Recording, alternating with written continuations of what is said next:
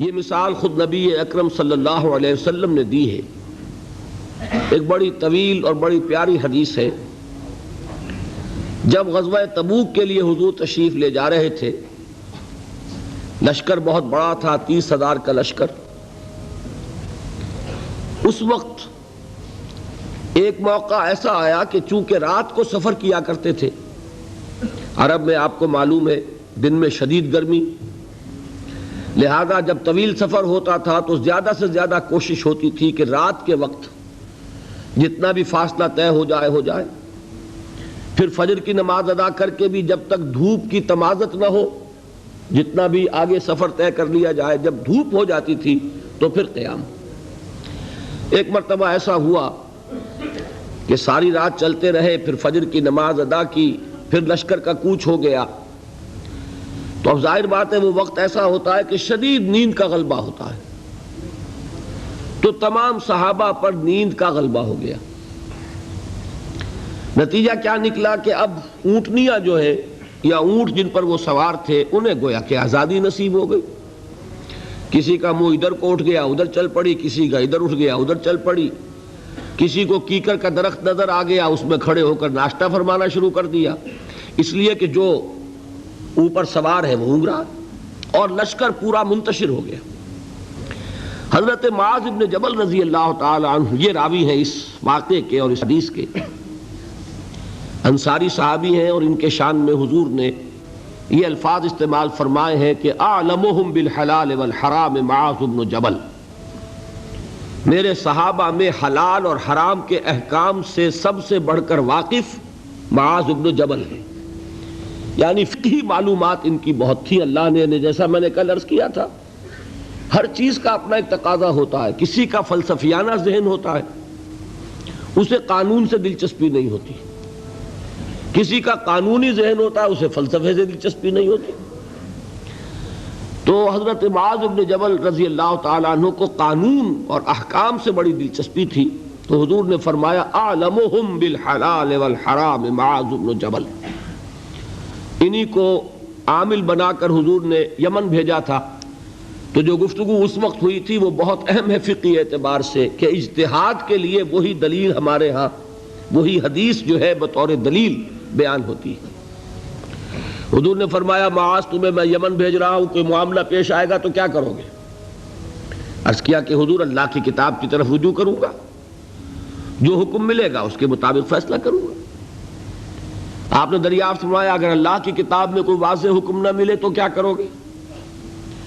تو عرض کیا کہ حضور پھر میں آپ کے فرامین، آپ کے فرمودات جو بھی میرے علم میں ہیں ان کی طرف رجوع کروں گا، اس کے مطابق فیصلہ کروں گا۔ پھر تیسری مرتبہ سوال کیا اگر میری بھی کوئی بات تمہارے علم میں نہ ہو پھر کیا کرو گے؟ تو عرض کیا ثم اجتہد، پھر میں اجتہاد کروں گا۔ تو حضور نے شاباش دی کہ یہی طریقہ ہے، یہیں سے وہ لفظ اجتہاد چلا ہے، اور اجتہاد کے لیے جو دلیل ہے نقلی منقول حضور سے وہ یہی حدیث ہے۔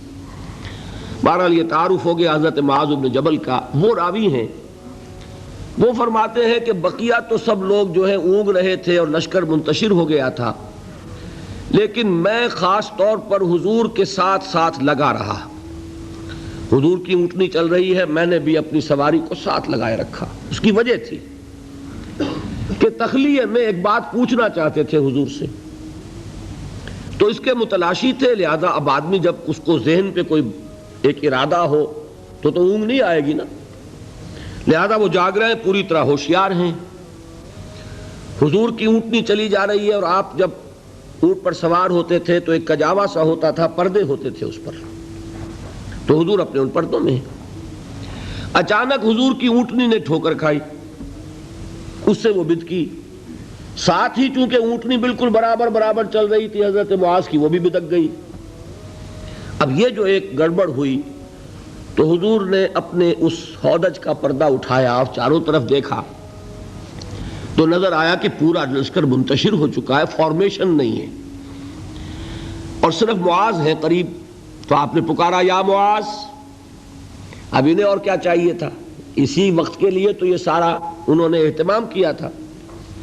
انہوں نے عرض کیا لبیک یا رسول اللہ، میں حاضر ہوں اللہ کے رسول۔ حضور نے پھر آواز دی ادنو دونک، اور قریب آ جاؤ، قریب ہوئے، ادنو دونک اور قریب آ جاؤ، یہاں تک کہ الفاظ یہ ہیں کہ دونوں اونٹنیاں ایک دوسرے سے مس کرنے لگیں، بالکل برابر برابر۔ حضور نے فرمایا معاذ سے رضی اللہ تعالی عنہ کہ میں نہیں سمجھتا تھا کہ لشکر اس طرح منتشر ہو گیا ہوگا اور لوگ مجھ سے اتنے فاصلے پر ہوں گے۔ اب اس کی جو اصل اہمیت ہے اس کو سمجھ لیجئے کہ اس طرح حضور کا تنہا چھوڑ دیا جانا یہ تو بہت خطرناک ہے۔ عام حالات میں بھی کوئی کمانڈر ہو، سپہ سالار ہو، وہ اس طرح اکیلا رہ جائے تو دشمن کو موقع ملے۔ تو حضور نے اس انداز میں فرمایا ما کنت احسب الناس کا مکانہم من بعد، میں نہیں سمجھتا تھا کہ اتنے فاصلے پر ہوں گے لوگ۔ تو میں عرض کیا کرتا ہوں یہ موقع ہوتا ہے اگر ہم جیسا کوئی ہوتا تو وہ اپنی خاص خدمت کا ذکر کرتا، دیکھیے حضور، اور دوسرے لوگوں کی تنقیص کرتا، لوگوں کو خیال ہی نہیں ہے، توجہ ہی نہیں کرتے، اور میں تو بالکل آپ کے ساتھ لگا ہوا ہوں۔ اس کے برعکس طرز عمل تھا حضرت معاذ کا۔ انہوں نے عرض کیا حضور لوگ رات بھر جاگتے رہے ہیں، اب نیند کا اثر ہو گیا ہے، تو فی اثر الدلجہ، اس کی وجہ سے لوگ اونگ گئے ہیں، تو اونٹنیاں جو ہے اب آزاد ہو گئی ہیں۔ اب اس کا جواب سنیے، حضور نے بھی کوئی تکلف فرما کر اپنے آپ کو سپر ہیومن کی حیثیت سے پیش کرنے کی کوشش کبھی نہیں کی۔ آپ نے فرمایا وَأَنَا كُنْتُ نَاعِسًا، ہاں میں تو خود بھی اونگ رہا تھا صلی اللہ علیہ وسلم۔ یعنی یہ معاملہ جو ہے انہوں نے معذرت پیش کی سب کی طرف سے، اور حضور نے وہ معذرت بھی قبول کی اور اتنی بڑی بات فرما دی انا كنت ناعسا، ہاں بات بالکل ٹھیک ہے، میں خود بھی اونگ رہا تھا۔ اب انہیں جو موقع ملا اور انہیں یہ اندازہ ہو گیا حضور مجھ سے اس وقت بہت خوش ہیں کہ میں جاگ کر چوکس ہو کر پوری طرح ساتھ ساتھ چلا آ رہا ہوں، تو اب حضرت معاذ عرض کرتے اذن لی، حضور مجھے اجازت دیجئے ان اسألک عن شیء، کہ میں آپ سے ایک سوال کروں، قد امرضتنی واسقمتنی واحزنتنی، جس نے مجھے نہایت دلگیر کر دیا ہے، غمگین کر دیا ہے، نہایت مجھے مریض کر دیا ہے، یعنی ایک ایسی دھن مجھ پر سوار ہے، میں سوچ سوچ کر بیمار ہو گیا ہوں۔ حضور نے فرمایا سل ما شئت، بڑا پیارا انداز ہے یہ، جیسے کبھی آپ بادشاہوں کی کہانیوں میں سنتے ہوں گے، پڑھتے ہوں گے، بادشاہ راضی ہو گیا مانگو کیا مانگتے ہو، تو یہاں تھوڑا سا اس کا انداز ہے سل ما شئت، جو پوچھنا چاہو پوچھو، کھلی چھوٹ ہے۔ اس وقت ظاہر بات ہے تخلیہ بھی ہے اور حضور کا خاص اس وقت التفات ہے۔ تو انہوں نے سوال کیا، یہ ہے اصل میں میرے اور آپ کے سوچنے کی بات۔ صحابی ہیں، صحابہ میں اس درجے کے حامل ہیں کہ حضور نے سپرلیٹو ڈگری استعمال کی ہے خاص اعتبار سے، افعل التفضیل اعلمہم بالحلال والحرام معاذ بن جبل، صحابہ میں حلال اور حرام کے سب سے زیادہ جاننے والے معاذ بن جبل ہیں۔ حضور کے نکاحوں میں ان کا وہ مقام ہے کہ یمن کا گورنر بنا کر بھیجا ہے، لیکن انہیں کیا فکر دامنگیر ہے۔ عرض کرتے ہیں حضور مجھے وہ بات بتا دیجئے، حدثنی بشیء یدخلنی الجنہ ویباعدنی عن النار، حضور مجھے وہ ایک بات بتا دیجئے جو مجھے جنت میں داخل کرا دے، جہنم سے چھٹکارا دلا دے۔ یہ ہے وہ راہ نجات موضوع جس پر یہ ساری گفتگو ہو رہی ہے، اس کی اہمیت کیا ہے۔ انہوں نے یہ نہیں سمجھا کہ ہمارے لیے تو نجات ٹیکن فار گرانٹڈ ہے، ہمارے لیے تو جنت میں سیٹ ریزرو ہے، ہم محمد کے صحابی ہیں صلی اللہ علیہ وسلم، ہمارے لیے کیا سوال، محاسبہ ہوگا اوروں کا ہوگا، جزا سزا ہوگی اوروں کو ہوگی، نہیں۔ ان صحابی کو یہ فکر دامنگیر ہے، اور کیا الفاظ کہے، قد امرضتنی واسقمتنی واحزنتنی، مجھے تو اس فکر نے بیمار کر دیا ہے، مجھے سخت غمگین بنا دیا ہے۔ مرض اور سقم، سقیم، انی سقیم، یہ معلوم ہوگا آپ کو، بیمار کو کہتے ہیں، اور مرض تو ہے قد امرضتنی واسقمتنی واحزنتنی۔ اب اب اس کا جواب حضور نے جو دیا وہ اس وقت اس کے پورے الفاظ مجھے یاد نہیں، لیکن وہ وہی ہے جو سورۃ العصر میں آ رہا ہے ہمارے سامنے۔ شہادت دو اللہ کے سوا کوئی معبود نہیں اور میں اس کا رسول ہوں، اس پر جم جاؤ، اور اللہ کے ساتھ شرک ہرگز نہ کرو، اور اسی پر تمہاری موت واقع ہو جائے، تم جنت میں داخل ہو جاؤ۔ اچھا، جواب تو مل گیا۔ اب شرک کے معنی کیا ہے وہ ایک تقریر مکمل ہوگی، صرف یہ ہے کہ ان الفاظ میں تو یوں سمجھیے نہ کہ مضامین کے دریا ہیں جو کوزے میں بند کیے گئے۔ جو بات اس وقت مجھے بتانی تھی وہ یہ تھی، اس کے بعد اب حضور خود ایک سوال کرتے ہیں،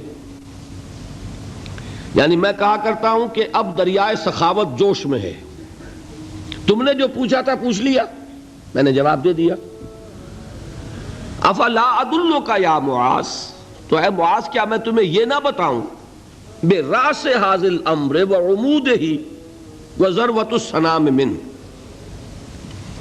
کہ یہ جو دین ہے ہمارا، اس کی جڑ کیا ہے، اس کا تنا کیا ہے، اس کی چوٹی کیا ہے۔ میں نے عرض کیا تھا نا کہ حضور نے تمثیل اختیار کی ہے کہ دین میں کیا پہلے ہے کیا بعد میں ہے، کس کی حیثیت جڑ کی ہے، کس کی حیثیت تنے کی ہے، کس کی حیثیت چوٹی کی ہے۔ جب تک کہ اس کا فہم حاصل نہیں ہوگا، ہو سکتا ہے کہ بنیادی باتیں آپ نظر انداز کر رہے ہوں اور ثانوی اور غیر اہم باتوں کو آپ بڑی مضبوطی سے تھام کر بیٹھے ہوئے ہوں۔ اسی کو کہا تھا حضرت مسیح علیہ السلام نے یہودی علماء پر تنقید کرتے ہوئے کہ تم مچھر چھانتے رہتے ہو اور سموچے اونٹ نگل جاتے ہو، بڑے بڑے گناہ تو کر رہے ہو اور چھوٹی چھوٹی باتوں کے اوپر دست و گریبان، مناظرے اور جھگڑے۔ یہی حال ہمارا ہے آج۔ سود جیسا گناہ، اس میں پوری قوم ملوث۔ جھگڑا کس پر ہو رہا ہے کہ رفع یدین ہے یا نہیں ہے، ہاتھ یہاں بدیں گے یا یہاں بدیں گے، اس پر تو جھگڑے ہیں۔ من دیگرم تو دیگری، اس پر فرقے بازی۔ لیکن سود، رشوت، حرام خوری، یہ سب کر رہے ہیں۔ حالانکہ یہ ہے جڑ کی بات، وہ ہے ثانوی بات۔ اسی کو کہا کرتے ہیں کہ اشرفیاں لٹیں اور کوئلوں پر مہر۔ کس قدر حماقت ہے، اشرفیوں کی حفاظت نہیں ہو رہی، کوئلوں کی حفاظت ہو رہی۔ یہ کیوں ہوتا ہے؟ سینس آف پروپورشن نہیں رہتا، کس چیز کی کیا اہمیت ہے، نسبت و تناسب درست ہے، دین میں جڑ کیا ہے، تنا کیا ہے۔ اب یہ تشریح حضور نے فرمائی اور اس کے لیے تمثیل اختیار فرمائی، وہ کس سے کی ہے؟ وہ درخت کی ہے۔ درخت کی ایک جڑ ہے، درخت اس پر کھڑا ہے، غذا وہاں سے مل رہی ہے، جڑ سوکھ جائے گی درخت سوکھ جائے گا۔ پھر تنا ہے، پھر اس کے اوپر چوٹی ہے۔ درخت جو آپ لگاتے ہیں، فرض کیجئے آم کا درخت لگایا تو کیا جڑ کے لیے لگایا یا تنے کے لیے لگایا؟ آپ نے تو درخت لگایا ہے آم کے لیے، آم لگتا ہے چوٹی پر جا کر، لیکن جڑ کے بغیر تنا نہیں، تنے کے بغیر چوٹی نہیں، چوٹی نہ ہو تو آم نہیں۔ اس تمثیل کو ذہن میں رکھیے کہ آپ نے فرمایا افلا ادلک یا معاذ، اے معاذ تم نے جو سوال کیا وہ تو میں نے جواب دے دیا، مزید کیا میں تمہیں یہ نہ بتاؤں کہ براس ھذا الامر، اس کی جڑ کیا ہے، وعمودہ، اس کا تنا کیا ہے، اور ذروۃ السنام منہ، اس کی چوٹی کیا ہے۔ حضرت معاذ کو کیا کہنا تھا اس کے جواب میں؟ بے ابی انت و امی یا رسول اللہ فقلنی، حضور مجھ پر، آپ پر میرے ماں باپ قربان ہو، ضرور فرمائیے، اور کیا چاہیے۔ اب آپ نے فرمایا راس ھذا الامر شہادت ان لا الہ الا اللہ محمد رسول اللہ، کلمہ شہادت اس کی جڑ ہے۔ وعمودہ، اور اس کا تنا کیا ہے؟ اقام الصلاۃ و ایتاء الزکاۃ، نماز کا قائم کرنا، زکوٰۃ کا ادا کرنا۔ اور اس کی چوٹی کیا ہے؟ وَذَرْوَةُ السَّنَامِ مِنْهُ الْجِهَادُ فِي سَبِيلِ اللَّهِ.